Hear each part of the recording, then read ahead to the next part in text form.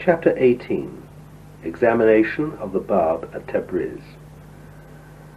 The BAB, in anticipation of the approaching hour of his affliction, had dispersed his disciples who had gathered in Shirik, and awaited with calm resignation the order which was to summon him to Tabriz.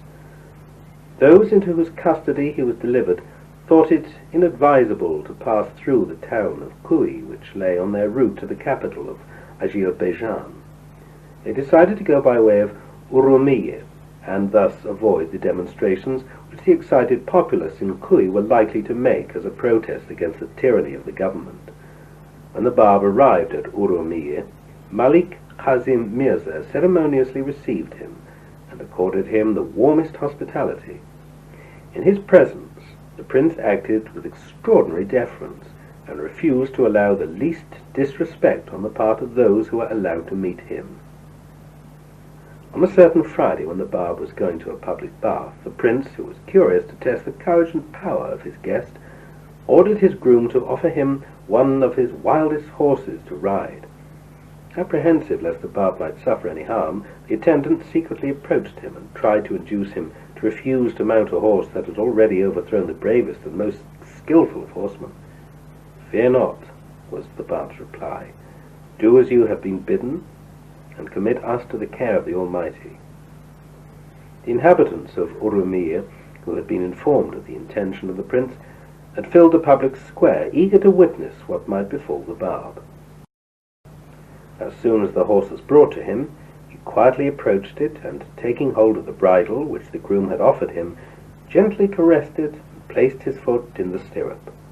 The horse stood still and motionless beside him, as if conscious of the power which was dominating it. The multitude that watched this most unusual spectacle marveled at the behavior of the animal. To their simple minds, this extraordinary incident appeared little short of a miracle. They hastened in their enthusiasm to kiss the stirrups of the BAB, but were prevented by the attendants of the prince, who feared lest so great an onrush of people might harm him. The prince himself, who had accompanied his guest on foot as far as the vicinity of the bath, was bidden by the BAB, ere they reached its entrance, to return to his residence. All the way, the prince's footmen were endeavouring to restrain the people who, from every side, were pressing forward to catch a glimpse of the BAB. Upon his arrival, he dismissed all those who had accompanied him, except the prince's private attendant and Syed Hassan, who waited in the antechamber and aided him in undressing. On his return from the bath, he again mounted the same horse and was acclaimed by the same multitude. The prince came on foot to meet him, and escorted him back to his residence. No sooner had the BAB left the bath than the people of Urumiyeh rushed to take away, to the last drop, the water which had served for his ablutions. Great excitement prevailed on that day. The BAB, as he observed these evidences of unrestrained enthusiasm, was reminded of the well-known tradition commonly ascribed to the Imam Ali, the commander of the faithful, which specifically referred to Azerbaijan. The lake of Urumiyeh, that same tradition asserts in its concluding passages, will boil up, will overrun its banks, and inundate the town. When he was subsequently informed how the overwhelming majority of the people had spontaneously arisen to proclaim their undivided allegiance to his cause, he calmly observed, "Think men that when they say, 'we believe,' they shall be let alone and not be put to the proof." This is a quote from the Quran 29:2.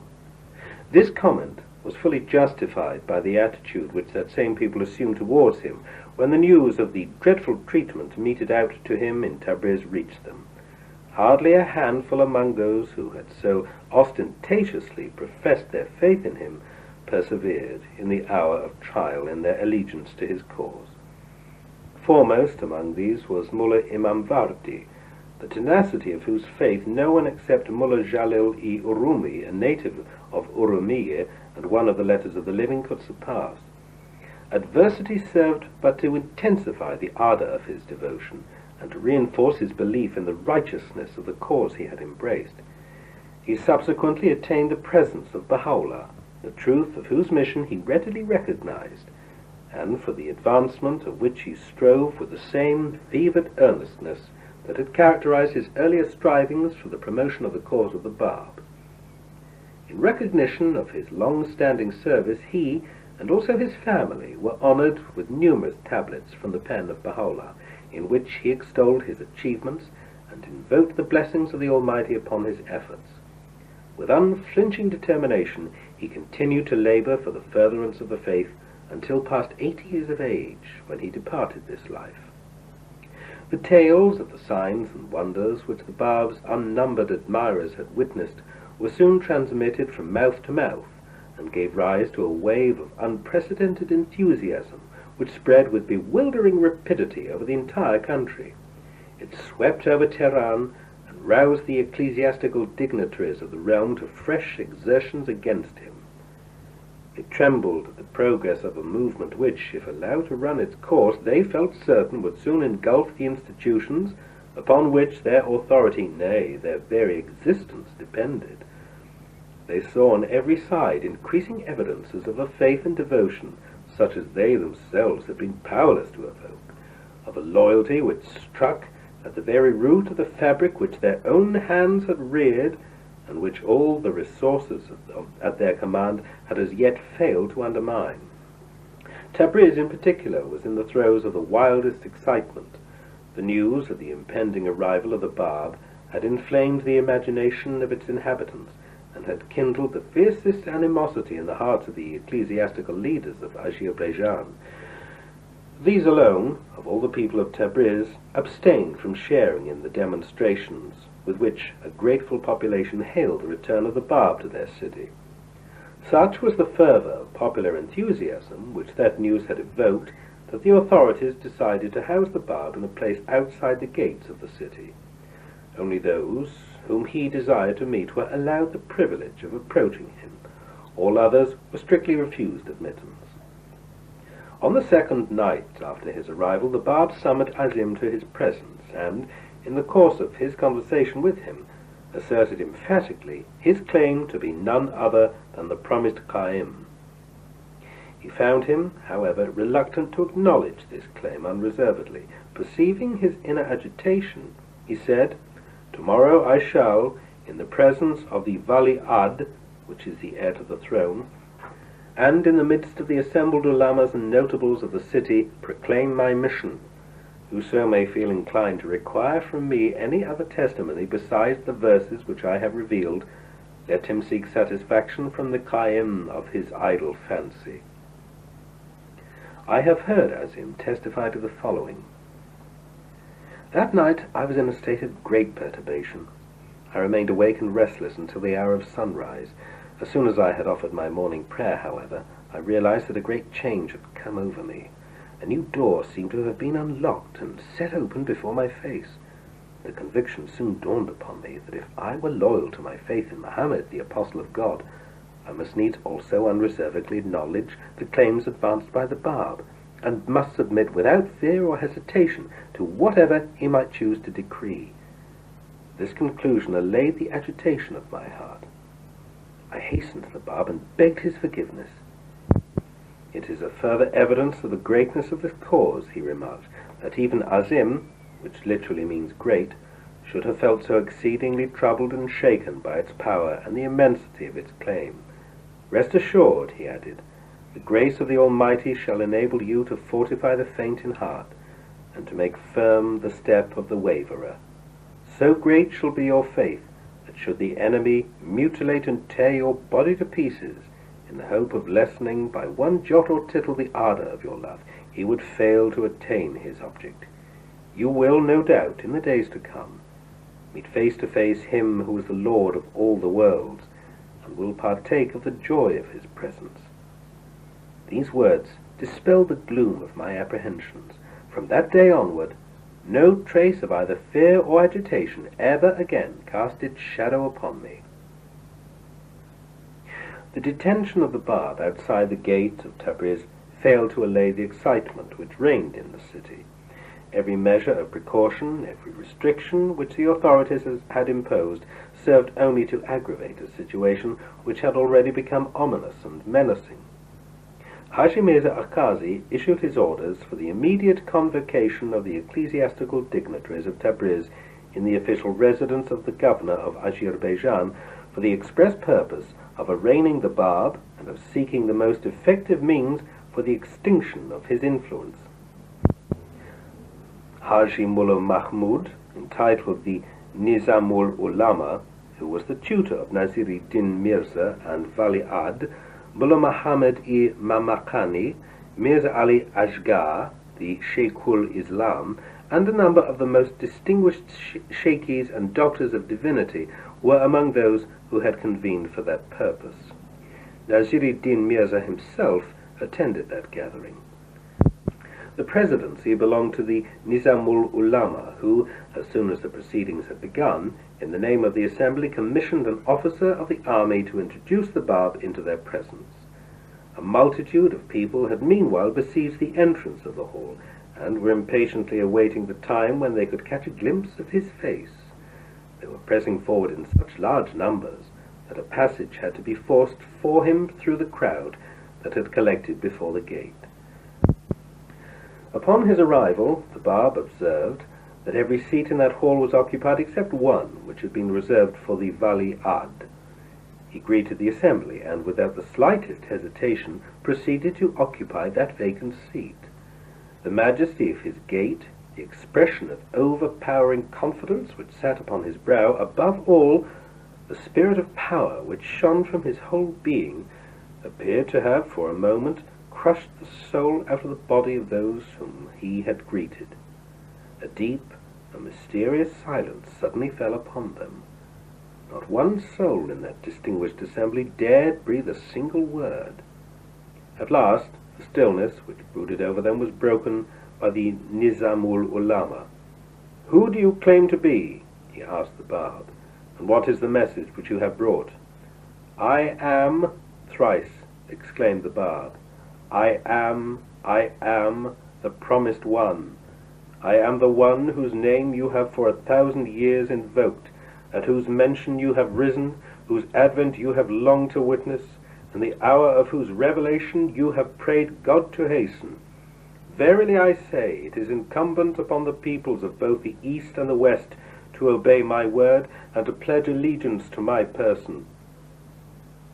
No one ventured to reply except Mullah Muhammad Imam Mamakani, a leader of the Shaykhi community, who had been himself a disciple of Sayyid Kazim. It was he on whose unfaithfulness and insincerity the Sayyid had tearfully remarked, and the perversity of whose nature he had deplored. Sheikh Hassan-i Zanussi, who had heard Sayyid Kazim make these criticisms, recounted to me the following. I was greatly surprised at the tone of his reference to Mullah Muhammad, and was curious to know what his future behavior would be so as to merit such expressions of pity and condemnation from his master. Not until I discovered his attitude that day towards the Bab did I realize the extent of his arrogance and blindness. I was standing together with other people outside the hall, and was able to follow the conversation of those who were within. Mullah Muhammad was seated on the left hand of the Wali Ahd. The Bab was occupying a seat between them. Immediately after he had declared himself to be the promised one, a feeling of awe seized those who were present. They had dropped their heads in silent confusion. The pallor of their faces betrayed the agitation of their hearts. Mullah Muhammad, that one-eyed and white-bearded renegade, insolently remanded him, saying, "You wretched and immature lad of Shiraz, you have already convulsed and subverted Iraq. Do you now wish to arouse a like turmoil in Azerbaijan?" "Your Honour," replied the Bab, "I have not come hither of my own accord. I have been summoned to this place." "Hold your peace," furiously retorted Mullah Muhammad, "you perverse and contemptible follower of Satan." "Your Honour," the Bab again answered, "I maintain what I have already declared." The Nizamul Ulama thought it best to challenge his mission openly. "The claim which you have advanced," he told the Bab, is a stupendous one. It must needs be supported by the most incontrovertible evidence. The mightiest, the most convincing truth of the mission of the Prophet of God," the Bab replied, "is admittedly his own word. He himself testifies to this truth. Is it not enough for them that we have sent down to thee the book?" Which is a quotation from the Quran 29:51. "The power to produce such evidence has been given to me by God. within the space of 2 days and 2 nights I declare myself able to reveal verses of such number as will equal the whole of the Quran. Describe orally, if you speak the truth, the Nizamul Ulama requested, the proceedings of this gathering in language that will resemble the phraseology of the verses of the Quran, so that the Baha'I and the assembled divines may bear witness to the truth of your claim. The Bab readily acceded to his wish. No sooner had he uttered the words, "In the name of God, the merciful, the compassionate, praise be to him who has created the heaven and the earth," than Mullah Muhammad Imam Akhani interrupted and called his attention to an infraction of the rules of grammar. "This self-appointed Qaim of ours," he cried in haughty scorn, "has at the very start of his address betrayed his ignorance of the most rudimentary rules of grammar." "The Quran itself," pleaded the Bab, "does in no wise accord with the rules and conventions current amongst men. The word of God can never be subject to the limitations of his creatures. Nay, the rules and canons which men have adopted have been deduced from the text of the word of God and are based upon it. These men have, in the very texts of that holy book, discovered no less than 300 instances of grammatical error, such as the one you now criticize. Inasmuch as it was the word of God, they had no other alternative except to resign themselves to his will." And a footnote here says, "If anyone should raise an objection to the grammar or syntax of these verses, this objection is vain, because the rules of grammar should be taken from the verses and not the verses written in compliance with the rules of grammar. There is no doubt that the master of these verses denied these rules, denied that he himself was ever aware of them." From the Persian Bayan, Volume 1, pages 45 to 6. He then repeated the same words he had uttered, to which Mullah Muhammad raised again the same objection. Shortly after, another person ventured to put this question to the Bab: "To which tense does the word ishtartana belong?" In answer to him, the Bab quoted this verse from the Quran: "Far be the glory of thy Lord, the Lord of all greatness, from what they impute to him, and peace be upon his apostles, and praise be to God, the Lord of the worlds." Immediately after, he arose and left the gathering. And a footnote to this says, "And as for the Muslim accounts, those which we have before us do not bear the stamp of truth. They seem to be forgeries.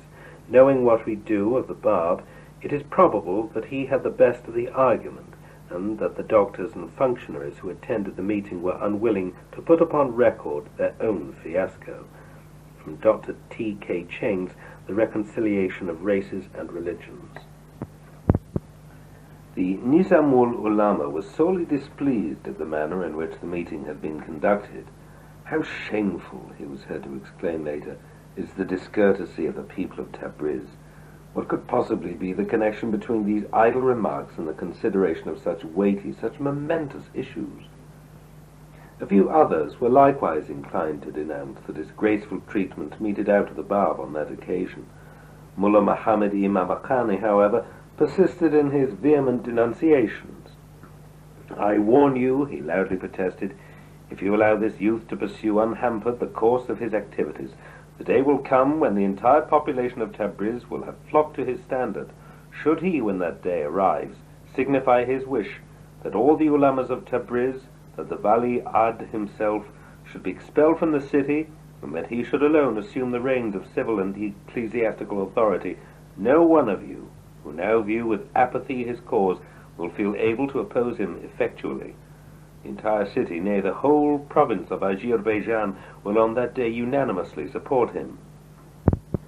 The persistent denunciations of that evil plotter excited the apprehensions of the authorities of Tabriz. Those who held the reins of power in their grasp took counsel together as to the most effective measures to be taken to resist the progress of his faith. Some urged that in view of the marked disrespect which the Bab had shown to the Baha'I in occupying his seat without his leave, and because of his failure to obtain the consent of the chairman of that gathering when he arose to depart, he, the Bab, should be summoned again to a like gathering, and should receive from the hands of its members a humiliating punishment. Nasiruddin Mirza, however, refused to entertain this proposal.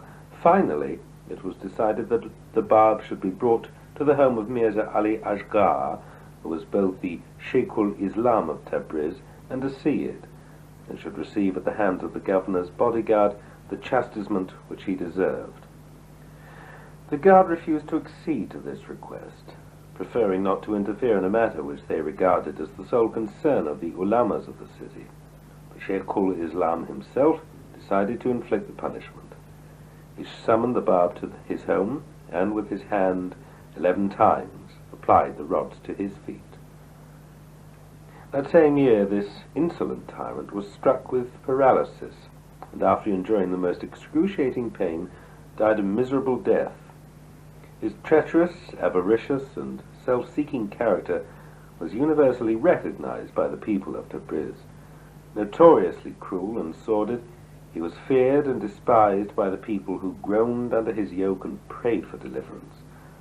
The abject circumstances of his death reminded both his friends and his opponents of the punishment which must necessarily await those whom neither the fear of God nor the voice of conscience can deter from behaving with such perfidious cruelty towards their fellow men. After his death, the functions of the Sheikh-ul-Islam were abolished in Tabriz.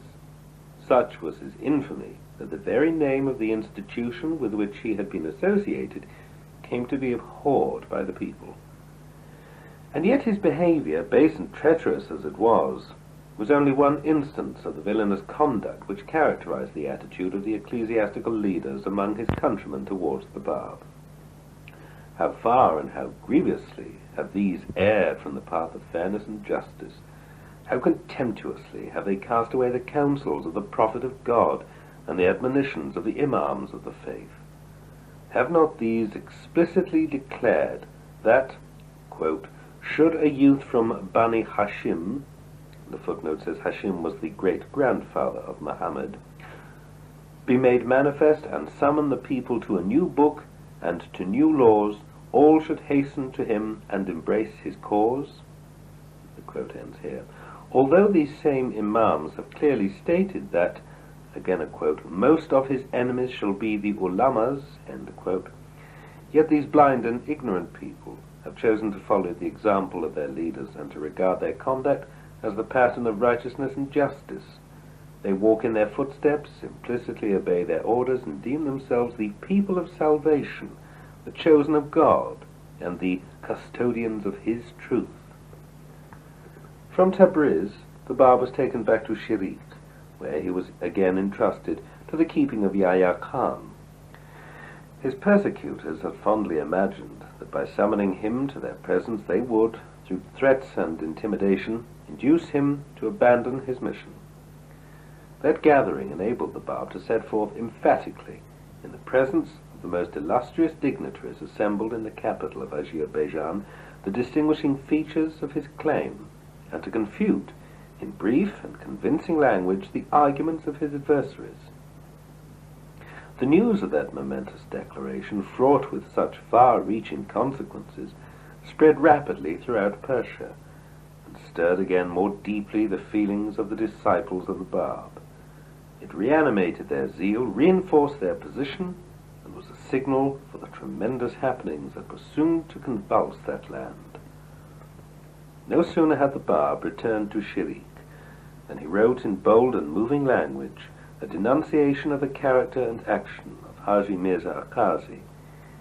In the opening passages of that epistle, which was given the name of Khutbi-i-Khariye, which is literally the Sermon of Wrath, the author addresses the Grand Vizier of Muhammad Shah in these terms: O thou who hast disbelieved in God, and hast turned thy face away from his signs. That lengthy epistle was forwarded to Hujat, who in those days was confined in Tehran. He was instructed to deliver it in person to Haji Mirza Akazi. I was privileged to hear the following account from the lips of Baha'u'llah while in the prison city of Akka. Mullah Muhammad Ali Zanjani, soon after he had delivered that tablet to Haji Mirza Akazi, came and visited me.